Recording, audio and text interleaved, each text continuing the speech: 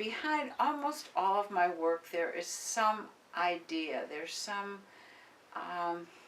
message that I want to send, or there's something that I'm dealing with that I think might be important or universal for other people that are dealing with the same kind of issues.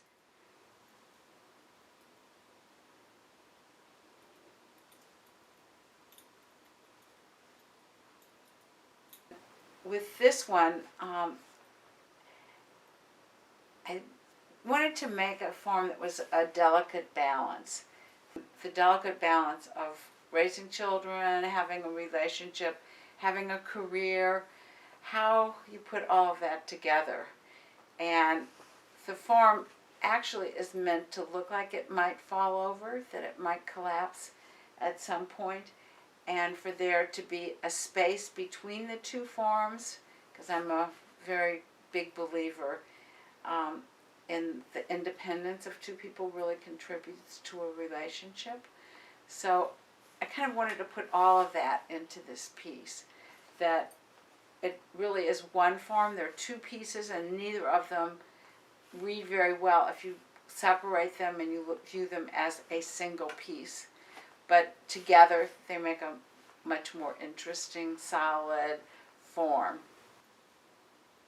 Contemporary basketry, that was sort of what it was all about, was not necessarily a vessel that could hold something, but it was the suggestion of an interior space, that this holds ideas, that it is empty containment. Kind of understand that the space is there to hold the ideas that you're trying to talk about. And I think about baskets as being a vessel. And of course I lived all through the women's movement too, and so there were many conversations and ideas about a woman's body being a vessel for the continuation of life, for nurturing, for obviously childbearing and so forth. So it sort of became a natural thing that growing out of the women's movement and trying to talk about your experience as a woman, that basketry would be sort of a natural form.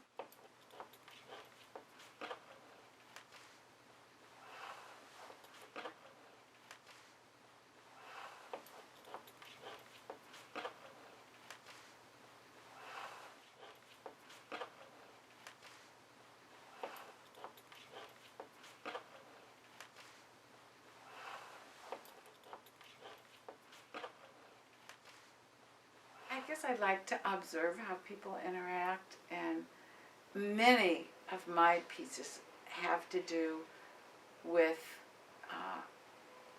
my children or other people's children, that have to do with human relationships and how difficult they are to nurture, to continue, to sustain over a long period of time, and yet how very important they are, well, certainly to me. And I don't just mean male-female relationships or partnership relationships. I mean friendship relationships besides that are extremely important. And seeing my own children grow, of course, helped me reflect on my own childhood, but also seeing what at times seemed impossible, that they outgrew things that were impossible, and that kind of what role I had in doing that. I made a lot of pieces about the desire to protect my children, but then also the need to put them out in the world and putting your foot down. So I did a lot of artwork that had one farm hovering over another one, but the one smaller farm pushing out, because I thought there was always this push-pull between protection and pushing out into the world. this is probably about a mid-career piece, and I started out making, just making free-form pieces that I just knotted and created a structure. And then at some point I thought, well, if I wove over something, that it would be easier and I'd get a smoother form. So the first things I did was weave over some styrofoam forms that I found, and I was doing pattern work and so forth using color, and I wove over those. And after a while that was very boring, and I got the idea I could really extend this in a sculptural way if I bought blocks of styrofoam and I carved them into the shape I wanted.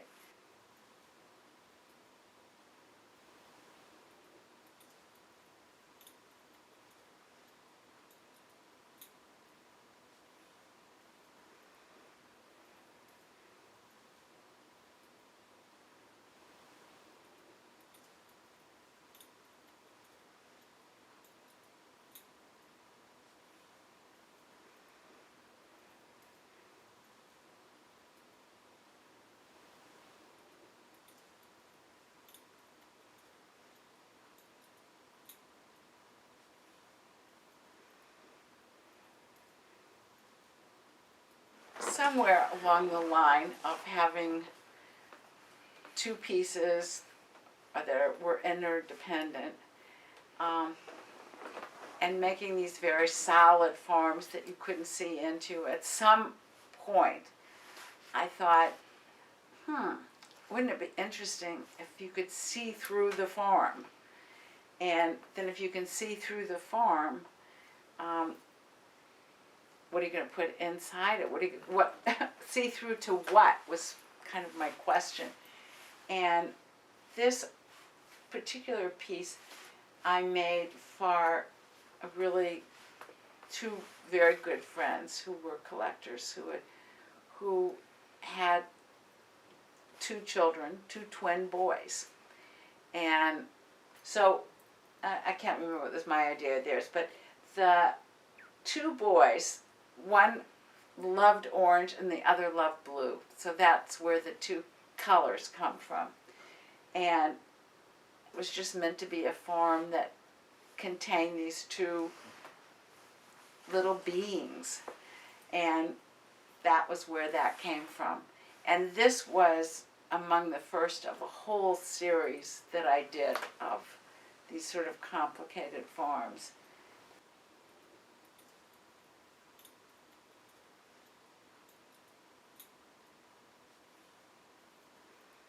Life isn't rigid. It takes all kinds of twists and turns, and I really liked organic, moving forms better than this static looking of my early work.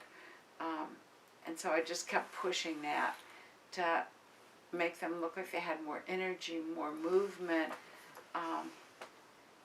that they had the ability to change and move, and they weren't just in one stiff place, which is kind of symbolic of, like, I don't want to be in one stiff place for myself either. I want to keep moving. So that was certainly a theme throughout. And then the forms would evolve as my thinking evolved. The forms would evolve too.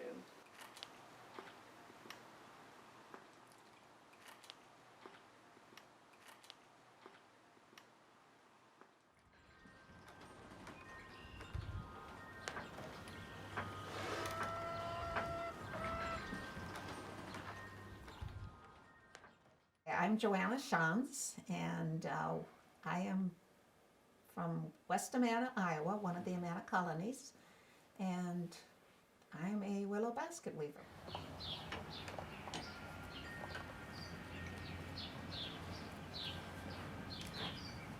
Well, we opened a broom and basket shop, revived the broom making, and then I wanted to have information on baskets, because the Amanas made 3 types of baskets, and willow was the most popular made because all the villages made willow baskets. And everybody said, go see Philip Dickel. in Middle Amana. So I went to Philip Dickel and I says, can you tell me about the basket making? And he says, I'll show you. And so we cut the willows. He showed me how to sort the willows. And then he sat down and showed me how to make a basket. And then he sat me down and showed me how to make a basket. So that's how I learned.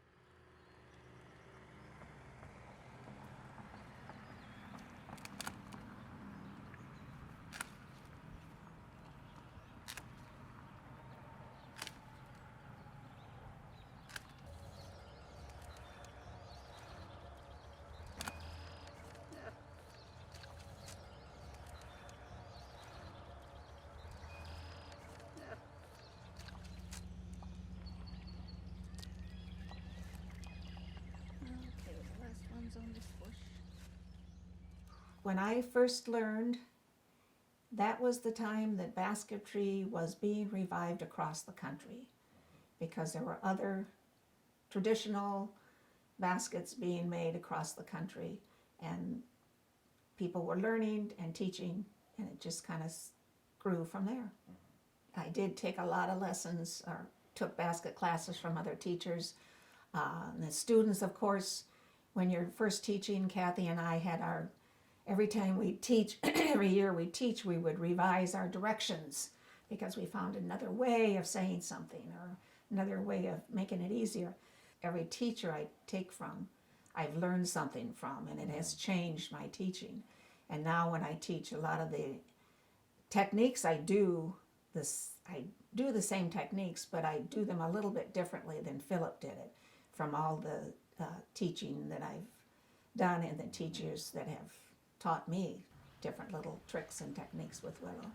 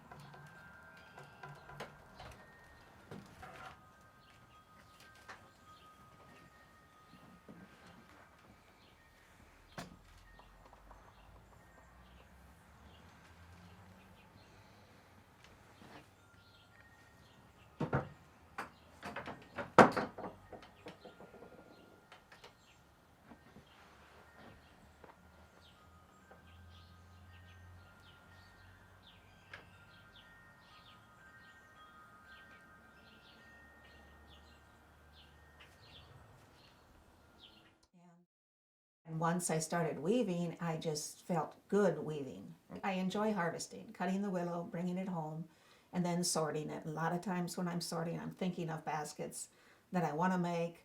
I find old baskets that I want to make a copy of, and just sorting the willows and selecting the willows to weave. And a lot of times when I sit down, my husband will tell you I do sometimes get lost in my weaving. But also raising a family of 4 children, they were involved.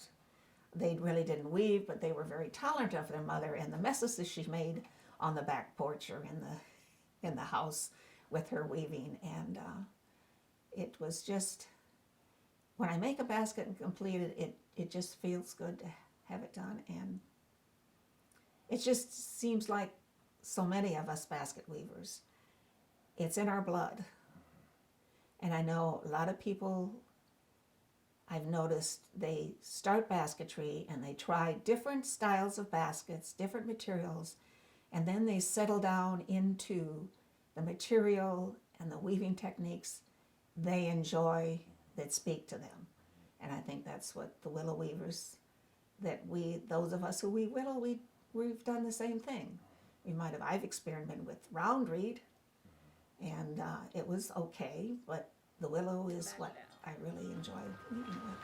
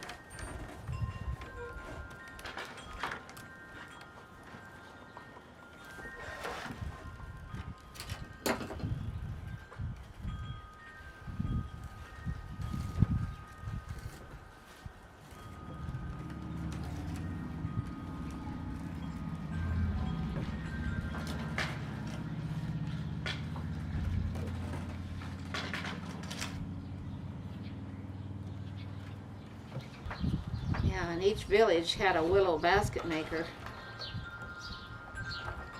And they were responsible for weaving the baskets the village needed. And of course, a tremendous amount of the baskets were used in the gardens. And of course, there were sewing baskets.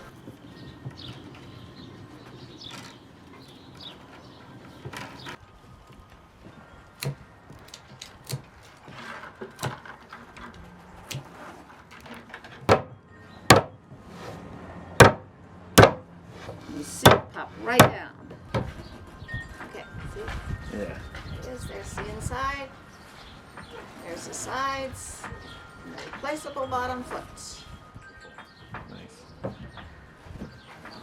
perfect. Like once I said that I picture myself as a little old lady at the side of the road weaving baskets. So if they can just, I told my family, just put me in the room with willows and let me sit. Feed me once in a while and I'll be happy. I just feel honored being honored. When the letter came, I thought it was renewal of membership, so I put it aside. And then later I read it and thought, oh my God. Meeting other basket weavers throughout the ages is just a wonderful world of basketry. Weaving keeps me grounded, probably. Brings me back to earth sometimes. Just makes me feel good and happy. And I'm just gonna keep weaving as much as the good Lord lets me.